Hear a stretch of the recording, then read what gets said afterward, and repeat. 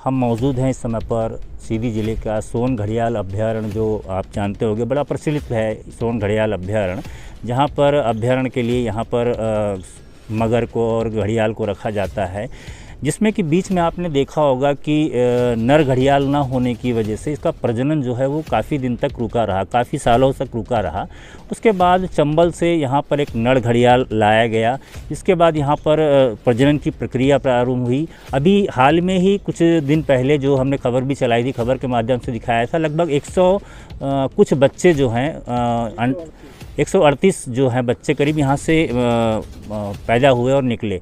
और जैसे ही अभी सोन घड़ियाल में पानी छोड़ा गया आपके नदी पर, पानी छोड़ने की वजह से जो नर घड़ियाल था लगभग 400 किलोमीटर की दूरी तय करते हुए वो बिहार चला गया। ऐसी जानकारी भी हमको मिली और जानकारी मिलने के बाद हमने खबर ही प्रकाशित किया था। आइए हम यहाँ के जो रेंजर हैं शौकी लाल जी, हम उनसे जानने का प्रयास करेंगे कि आखिर में पूरा माजरा था कैसे और जानकारी क्या प्राप्त हुई और कहाँ तक इसकी प्रोसीजर गई। यहाँ से चला गया है गैस वाले में, ये इसकी पूरी प्रक्रिया है क्या? उसमें सर क्या है पूरी प्रक्रिया, हम लोग चंबल दिसंबर में नर घड़ियाल वहाँ से लेके आए थे चंबल से, और इसको यहाँ विमोचित भी किया गया था। वो अपने दिसंबर से अपने यह अगस्त महीने तक यहाँ पर सर्वाइव किया और चार एक मादा जो थी तब अपने उन्होंने ब्रीडिंग के लिए तैयार हुई, बच्चे दिए, 138 बच्चे निकले थे और बच्चे भी थे। क्योंकि बरसात के कारण पानी का फ्लो जब ज़्यादा हो जाता था तो यहाँ अपना जो मेल था तो अपने यहाँ से जोगदा से समथिंग 8 किलोमीटर नीचे कुठली दर तक जाता था। फिर इसके बाद 2-4 दिन वहाँ रहने के बाद फिर वापस आ जाता था, क्योंकि बारिश के समय में इनको फीडिंग करने के लिए टाइमिंग मिलता है, जिससे मछली जो खाते हैं ये। और फिर इसके बाद अपने जो भी अपनी मादाएँ क्या थी तो सीधे चली गई थी नीचे बारिश के सीज़न में। तो वो क्या है कि उसी अब बच्चे भी अपने सीधे बारिश के टाइम में चले गए नीचे।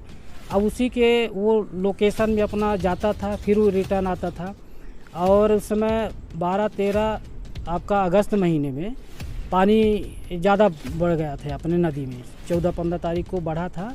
उसी दरमियान ये चला गया नीचे। हम लोग उसका लोकेशन ट्रैकिंग का कार्य करते थे, सभी जगह गए, अपने जोगदा से लेकर कजर दह, उधर बीछी, देवरा, कुठुलिया एक और दह, वहाँ जहाँ जहाँ दह है और अपना जो भी ये अपना संगम है गोपन नदी का, वहाँ भी पूरी तरह से ट्रैकिंग किए, कहीं उसका पता नहीं मिल पाया।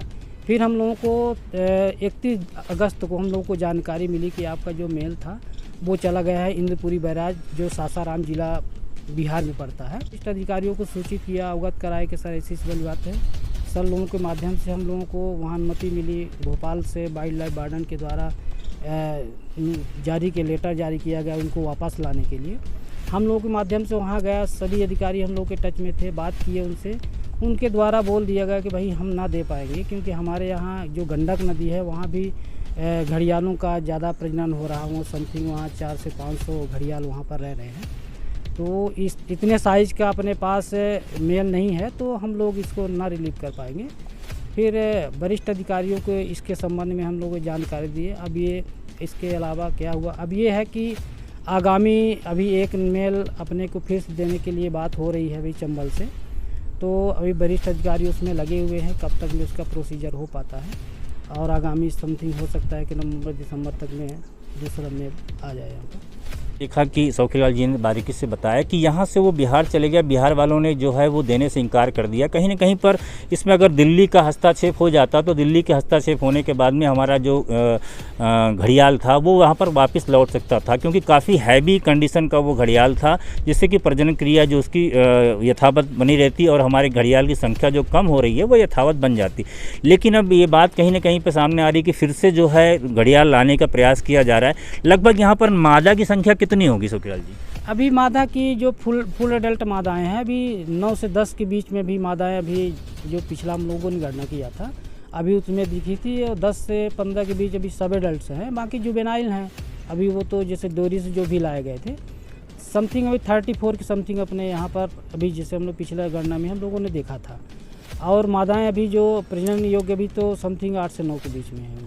जो बच्चे यहाँ पर मतलब जो जन्मे थे 138 के आसपास में, वो भी इसमें कितने लोग जीवित के बच्चे बचे हुए हैं और कितने हैं, इसकी संख्या तो आकलन हुआ होगा? सर क्या है कि जैसे पानी का फ्लो होता है, तो जब पानी का फ्लो रहता है तो अपने अगस्त समथिंग जुलाई महीने तक अपने बच्चे समथिंग 50-60 लास्ट तक में दिखते हैं। इसके बाद जैसे पानी की ज़्यादा फ्लो हुआ तो वो क्या है, बच्चे सीधे सब चले गए नीचे, क्योंकि उनके बास्किंग के लिए इस प्रकार का यहाँ पर टापू नहीं था, दूसरे साइड में था। तो जब पानी के दोनों साइड फ्लो बराबर हो जाता है तो ऑलरेडी वो चले जाते हैं नीचे।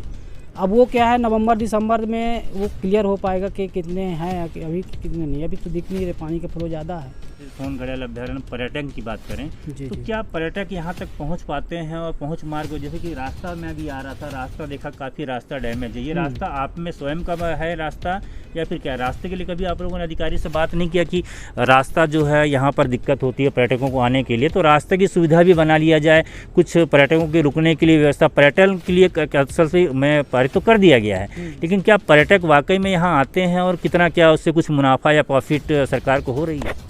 नहीं, पर्यटक जैसे नवंबर से अब का मार्च तक में पर्यटक जैसे स्थानीय पर्यटक है और कुछ बाहर के लोग जो भी आते हैं, उनका विधिवत शासन के द्वारा फीस भी निर्धारित की गई है। पर हेड 50 रुपये यहाँ लिया जाता है। और समस्या रही बात कि अपनी जो मार्ग क्या है कि जो भी बीच में अतिक्रमण साकेत बस्ती के द्वारा उधर किया गया है, हम लोगों ने कई बार बोला कि भाई ये कर दीजिए, मगर वरिष्ठ अधिकारियों को इसके संबंध में बताया भी गया है और वरिष्ठ कार्यालय से संबंध विभाग को लेटर भी जा चुका है।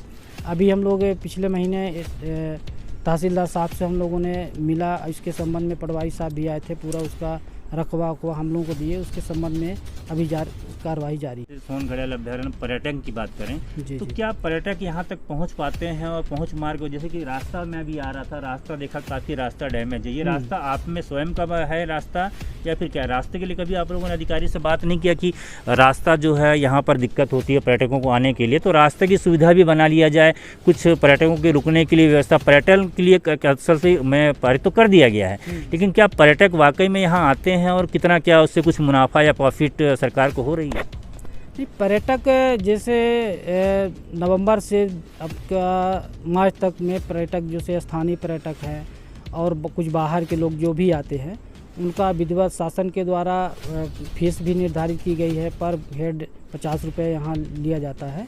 और समस्या रही बात कि अपनी जो मार्ग क्या है कि जो भी बीच में अतिक्रमण साकेत बस्ती के द्वारा उधर किया गया है, हम लोगों ने कई बार बोला कि भाई ये कर दीजिए, मगर वरिष्ठ अधिकारियों को इसके संबंध में बताया भी गया है और वरिष्ठ कार्यालय से संबंध विभाग को लेटर भी जा चुका है। अभी हम लोग पिछले महीने तहसीलदार साहब से हम लोगों ने मिला, इसके संबंध में पटवारी साहब भी आए थे, पूरा उसका रकबा को हम लोगों को दिए, उसके संबंध में अभी कार्रवाई जारी है। कि सोन घड़ियाल अभ्यारण्य 209 किलोमीटर में संचालित हो गई है। 209 किलोमीटर को यहाँ प्रतिबंधित है। इसमें आप ना कोई संपत्ति यहाँ की निकाल सकते हैं, ना कोई नष्ट कर सकते हैं। इसके पीछे सारे नियम कानून बनाए गए हैं, उसका उल्लंघन करने वालों के लिए भी नियम कानून बना हुआ है। पर्यटक की अगर मैं बात करूं तो जितना इसको प्रचलित करना चाहिए था, जिसका प्रचार प्रसार होना चाहिए था, उतना प्रचार प्रसार मेरे हिसाब से शायद नहीं हो पाया है प्रशासन स्तर से, जिसके वजह से थोड़ा सा लोगों को जागरूक अभी नहीं हो पाए हैं। लोग नहीं जानते हैं कि पर्यटक स्थान यहाँ पर भी एक है जिसको आना चाहिए। मेन मैं अगर बात करूँ आपको, जो आने जाने का मेन रास्ता है, एक बहुत सुंदर सा गेट बाहर लगा हुआ है जिसमें साफ साफ सोन घड़ियाल अभ्यारण्य परिक्षेत्र लिखा हुआ है। वहाँ की गेट एंट्री लगी हुई है। वहाँ से जैसे ही आप अंदर आएंगे तो आपको कच्चे रास्ते मिलेंगे, और जैसे ही आएंगे तो कीचड़ से सना हुआ पूरा रास्ता मिलेगा। रोड यहाँ पर बनी नहीं है पहुँचने के लिए। तो अगर बाहर से पर्यटक आएंगे, इस प्रकार की स्थिति अगर देखेंगे तो कहीं ना कहीं पर्यटक एक बार आएगा फिर दोबारा आने का प्रयास नहीं करेगा। शासन स्तर पर जो लाखों करोड़ों रुपए खर्च किए जा रहे हैं, उस स्तर पर इसको भी ध्यान देना चाहिए कि पहुँच मार्ग यहाँ तक बड़े आसानी से बना देनी चाहिए। इसका प्रचार प्रसार हो। जिस प्रकार से लाखों करोड़ों रुपए खर्च हो रहे हैं, 209 किलोमीटर का पूरा परिक्षेत्र बनाया गया है, जिस प्रकार से पूरी सोन घड़ियाल के लिए यहाँ पर लागत लगाई जाती है, कर्मचारी रखे जाते हैं, उस प्रकार से पर्यटक के हैसियत से यहाँ पे सुविधाएं भी बनानी चाहिए कि ताकि पर्यटक यहाँ बड़े आसानी से पहुँच सकें और बड़ा आनंद ले सकें। जो सोन घड़ियाल अभ्यारण्य जो चल रहा है उसके लिए रही बात, जो नर तो अब बिहार की संपत्ति हो गई है, और जल्द ही जैसे कि आपने बताया कि चंबल से एक नर घड़ियाल लाने की व्यवस्था की जा रही है। देखना दिलचस्प होगा कि अधिकारी कब तक यहाँ पर नर घड़ियाल लाते हैं ताकि प्रजनन प्रक्रिया यहाँ पर न रुक पाए और घड़ियालों की संख्या बढ़ सके। जिले से मैं राजू गुप्ता, कैमरामैन राज बहोर के साथ। और हाँ, हमारे चैनल को सब्सक्राइब करें, घंटी का बटन दबाना न भूलें, जिससे नई अपडेट आपको समय समय पर मिल सके।